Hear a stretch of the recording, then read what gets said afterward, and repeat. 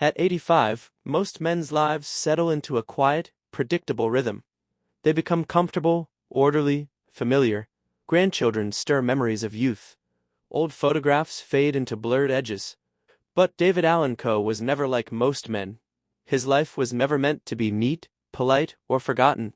Instead, he was the outlaw that Nashville couldn't break, the songwriter who refused to sugarcoat his brutal truths, and the prisoner who forged his scars into anthems.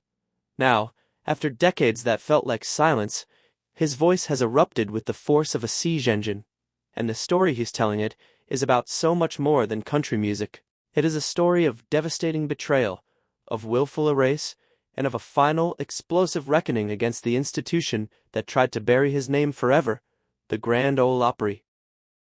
David Allan Coe was born on September 6, 1939, in Akron, Ohio, a city known more for rubber and smokestacks than for birthing legends. The skies over Akron were heavy with industry, and for many families in the 1940s, hope was as elusive as a whisper in a storm. Coe's beginnings were anything but hopeful. His mother struggled to hold the family together, and by the tender age of 9, David was already locked away in reform school. What followed was a brutal, repeating cycle of juvenile homes, reformatories, and adult prisons. To the outside world, he had become just another troubled kid, another statistic in a nation that ignored the abused and the abandoned. But for Coe, those walls did something unexpected. They forged his defiance into something fierce and unrelenting. Life never gave him a soft place to land. His father remarried, and his stepmother's message was icy and clear: David was not wanted. The rejection was a devastating blow. She kept his sister, but demanded he be turned over to the courts. From that moment on, Coe's world wasn't about being raised. It was about surviving. At the Star Commonwealth for Boys in Albion, Michigan, the punishments were savage. Beaten with wooden paddles until his hands bled, he learned early that the world didn't care who he was. It only sought to break him. He ran away. He stole cars. He was caught, and each time the system snapped its jaws, it dragged him deeper into itself. Yet behind those closed doors, something else was stirring, something that would later define him. In the echoing corridors of juvenile lockups and prison cells, he found music. In the brutal silence of confinement, he found a voice. Fellow inmates knew him as the one who could sing. He started winning talent shows inside the prison, the same way Elvis won over audiences on the outside, with an authenticity that couldn't be engineered or packaged. Behind bars, he began to write songs that were raw, unfiltered, drenched in pain, bruised by reality. Later, he would call them his prison gospel verses, born not from Nashville's polished sheen, but from the desperation and rhythm of a concrete cell. These were not sanitized ballads. They were the sounds of real life, choked with grief, longing, and a defiant refusal to lie about the truth. Throughout the 1950s and early 1960s, the stories about Coe inside the system grew into rumors, half-spoken and often misunderstood. Some claimed he had spent time on death row for killing an inmate who tried to assault him, a story disputed by historians and prison records alike. Yet the myth took on a life of its own. But what cannot be denied is that prison carved him into a man unlike any Nashville had ever seen. The hardship didn't diminish him. It sharpened him, turning every scar into a lyric and every memory of pain into an anthem. By the time he was released in the early 1960s, he wasn't just another ex-con. He was a storm carrying a guitar, a notebook filled with explosive lyrics, and a permanent grudge against authority. The world outside had changed. The civil rights movement was reshaping America. Folk music was becoming electric. The seeds of rebellion in art were sprouting everywhere. While the radio playlists clung to sanitized melodies and predictable hooks, something in the air in the cultural present was shifting. Coe felt it deep in his bones. He was breaking into Nashville, and the outlaw was about to rise. When David Allan Coe stormed into Nashville in the late 1960s, he didn't come looking for permission or approval. He drove a hearse, old and dented, and parked it right outside the Ryman Auditorium, the mother church of country music. He lived out of that hearse, sleeping under stars that shone cold over Music City. He wasn't just another drifter on the fringe. He was a man possessed by truth, unwilling to be dismissed. He stalked the alleys of Music Row, guitar in hand, daring anyone to look away. And it didn't take long before the music world noticed him. Nashville was on the verge of transformation. The so-called outlaw country movement was beginning to take shape, led by renegade artists challenging the polished Nashville sound. Waylon Jennings, Willie Nelson, and Chris Christopherson were already stirring the pot. But Coe was a different breed, less concerned with rebellion as a marketing category, and more interested in exposing the raw underside of life. The year was 1973 when Tanya Tucker recorded, "Would You Lay With Me in a Field of Stone?" A ballad so haunting, so intimate, and so unguarded that it shot straight to #1. Suddenly, the industry had to confront the man who wrote it. But what they saw absolutely terrified them. Coe wasn't some polished cowboy in clean boots. He was covered in tattoos, with long, wild hair, unpredictable, and completely unwilling to play by their rules. While Jennings and Nelson were celebrated for testing boundaries, Coe had already shattered them. His early records Penitentiary Blues in 1969, and later Requiem for a Harlequin, were unlike anything else on the airwaves. They were psychedelic, violent, sometimes deeply disturbing, but they were his undeniable truth, and that raw truth resonated. Bikers, ex-cons, misfits, and wanderers didn't just buy his albums, they stormed his shows. To them, Coe wasn't a performer on a stage. No, they saw a reflection of themselves. He wasn't selling entertainment, he was offering proof that someone dared to sing about the life they actually lived. But Nashville wanted stars they could polish, package, and ultimately control. Coe shattered every box they built. He mocked the industry, donning rhinestone suits and a Lone Ranger mask, and calling himself the mysterious rhinestone cowboy. Where others begged for a shot at the Grand Ole Opry, Coe confronted it with snarling intensity. The Opry was, and in many ways still is, the holy grail of country music. It is the sacred stage that turns singers into legends, the circle in which names are etched into the mythology of the genre. But for David Allan Coe, that door wasn't just closed, it was bolted shut from the very beginning. In over 60 years of performing, he was never once invited to stand in that famous circle, not as a guest, not as a member, not for a single solitary song. Officially, no one ever said why. Nashville maintained a silence that spoke volumes. Behind closed doors, however, the whispers grew into a roar as years passed. Some pointed to his prison record. Others pointed to his controversial stage presence. Many insisted it was his lyrics brutal, sometimes shocking, always unfiltered. But insiders revealed a much darker truth. Coe wasn't just overlooked. He was deliberately, systematically erased. Former industry figures later described a meeting in the late 1970s where Coe confronted a powerful executive. Voices erupted, glass shattered, and when the dust settled, the verdict was brutal. He would never set foot on that stage again. Other rumors suggested he stumbled too close to scandals. Nashville wanted buried a shocking affair involving a rising female star and a powerful married executive, or explosive internal documents hinting at rigged chart placements and shady under-the-table payouts that vanished after a mysterious studio break-in. Whatever the reality of those whispers, the result was the same. Coe's name was wiped from Opry programs. Radio stations dropped his records. Award shows acted as if he never existed. Booking agents pulled out of contracts without explanation. Even documentaries that celebrated his peers often pretended he had never been there.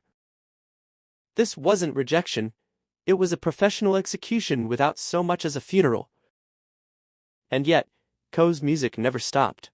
While Nashville's polished stars sang sanitized songs on television specials and award show stages, he stormed across the country playing rowdy bars, biker rallies, and outlaw festivals.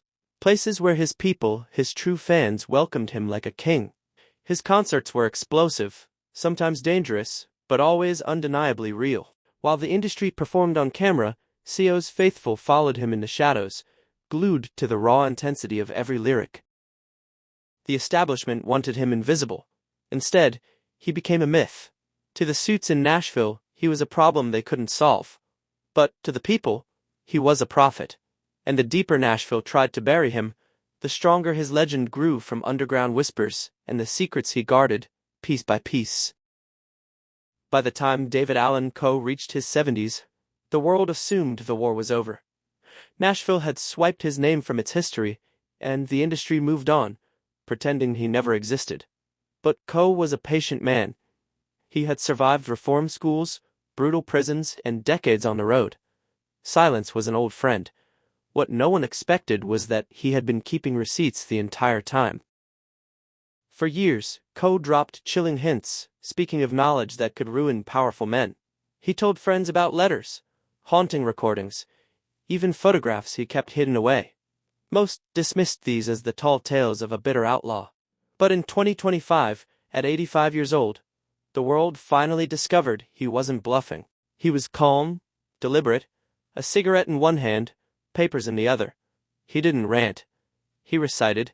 He named the executives who blackballed him. He read from a yellowed, handwritten letter, allegedly from a former Opry board member offering a stunning apology for being part of the machine that had buried him, even referencing a broken deal in 1981. Then he played a scratchy voice memo. The voice belonged to a now-deceased country star, warning him to stay quiet about a certain party involving industry elites, or risk ending up in the river like the others.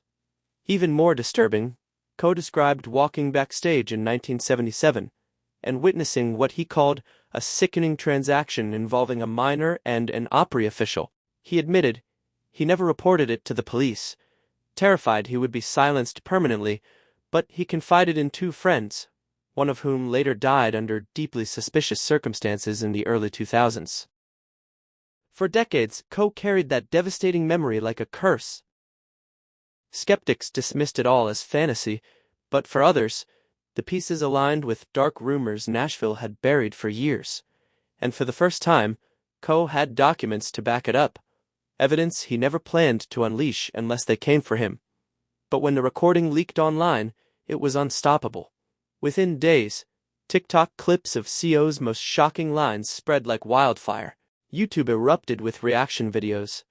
Country music forums became battlegrounds as fans dissected every word, demanding the truth.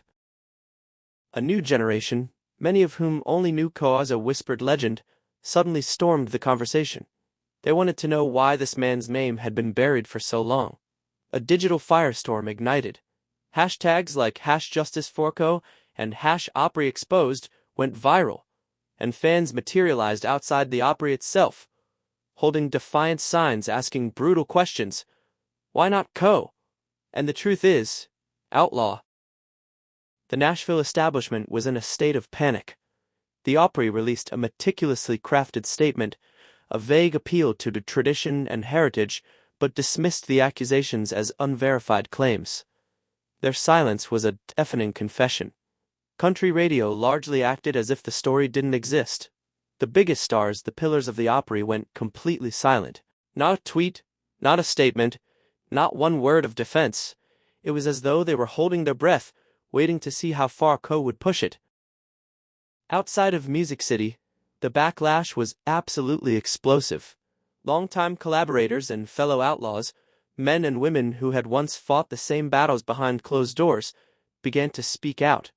One songwriter confessed he had been threatened in the 1980s just for questioning the Opry's politics. A retired sound engineer revealed a shocking secret. There was indeed a blacklist, a list of artists who were never allowed through those doors. For the very first time, Nashville couldn't bury David Allan Coe. He had simply outlived them. He had outlasted their games, and now he had exposed them all. By the spring of 2025, at 85 years old, the storm David Allan Coe had unleashed had become a hurricane bigger than even he could have imagined. The Grand Ole Opry, once an untouchable fortress, was suddenly on the defensive.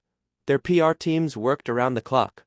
Longtime staff members were quietly dismissed. Whispers of internal investigations echoed through the city, spreading through Nashville like wildfire. But it was too late. The damage was done. For the first time in its 100-year history, the Opry wasn't sacred anymore. It was compromised, and David Allan Coe, the very man they tried to erase, stood right at the explosive center of it all. His streaming numbers skyrocketed as a new wave of fans discovered devastating songs like The Ride. And if that ain't country, his concerts once held in the shadows at biker rallies started selling out faster than they had in decades. Younger artists began to speak out, hailing his influence and calling him the one outlaw who had been telling the brutal truth all along. The very institution that tried to end him had instead resurrected him. But for Coe, this was never just about revenge. At 85, he knew his time on stage was running out. He wasn't chasing trophies or a last-minute induction. What he wanted was vindication. He needed to prove that his absence from that stage wasn't about talent, it was about politics, corruption, and fear. As he said himself in those no-iconic leaked words, "They tried to bury me without a funeral. Now I'm writing the eulogy for their reputation." In a way, it was poetic justice. The boy rejected by his own stepmother, beaten in reform schools and locked away in brutal prisons, had lived long enough to see the very machine that tried to crush him begin to crumble. In a cultural moment when country music was already grappling with questions about authenticity, inclusivity, and tradition, debates inflamed by political divisions, and the genre's expanding sound, Coe's reckoning struck a nerve deeper than anyone anticipated. Younger artists fiercely debated whether he belonged in the canon of country greats, while traditionalists argued that Nashville's legacy was now irrevocably tainted by the controversies Coe uncovered. Nashville's gatekeepers, the ones who once wielded the absolute power to blacklist and bury careers, were now exposed in an age where truth travels faster than any carefully worded press release could ever contain. From his Tennessee porch, surrounded by guitars, notebooks, and a lifetime of scars, David Allan Coe didn't need the Opry stage anymore to prove who he was. His legacy was already etched into the lives of the outcasts and wanderers, the generations of underground artists who studied his soul and found courage in his songs. And now, in a reckoning that forced Nashville to look into a mirror it had shattered decades ago, the whisper of rejection became a roar. David Allan Coe had spent a lifetime being silenced, but in the end, his voice erupted, becoming the most powerful of all. His truth didn't just shake a city's institutions, it reset the conversation about who gets to define country music and why authenticity matters more than polish. He stood, not as a relic of a bygone era, but as a reckoning figure for a genre at crossroads, a man whose scars became soundtracks, whose silences became symphonies, and whose legacy, finally understood, became a testament to the power of truth over tradition. Do you think the Opry should finally acknowledge him, or was his true victory in exposing what happened behind closed doors?